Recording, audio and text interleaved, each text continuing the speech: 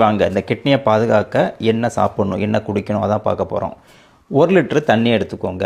அதை அடுப்பில் வச்சுட்டு அப்படி சூடுபடுத்துங்க. அது கூட பார்த்திங்கன்னா 1 டீஸ்பூன் அளவு மல்லித்தூள் இருக்கு இல்லையா, கொரியாண்டர் பவுடர். இது கூட பார்த்திங்கன்னா ஜீரகத்தூள் இருக்கு இல்லையா, 1/2 டீஸ்பூன் அளவு. 1 லிட்டரு தண்ணிக்கு 1 டீஸ்பூன் அளவு மல்லித்தூள், 1/2 டீஸ்பூன் அளவு ஜீரகத்தூள். இதை போட்டு நல்லா கொதிக்க விடுங்க. 1 லிட்டரு தண்ணி பார்த்திங்கன்னா நல்லா கொதித்து ஒரு 10லேருந்து 15 நிமிஷம் கொதிச்சா போதும். ஒரு 3/4 லிட்டரு தண்ணியாக மாறும். அதை அப்படியே எடுத்து அதை ஃபில்டர் பண்ணி வச்சுக்கோங்க.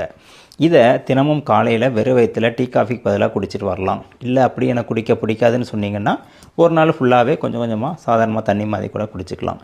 தொடர்ந்து இதை நீங்கள் குடிச்சிட்டே வரும்போது இது என்ன தெரியுமா பண்ணுது, உடம்புக்குள்ளே போய் கிட்னியில் உள்ள அழுக்கை ஃபுல்லாக வெளியேற்றுது. இப்படியே கிட்னி டீடாக்ஸ் ஆகி சுத்தமான கிட்னியாக மாறும்.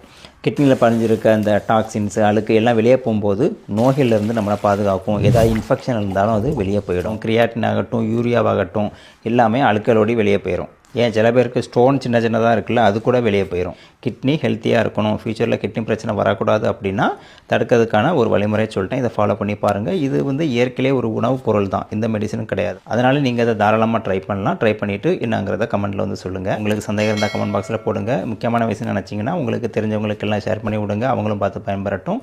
மீண்டும் அடுத்த வீடியோவில் சந்திக்கலாம். நன்றி.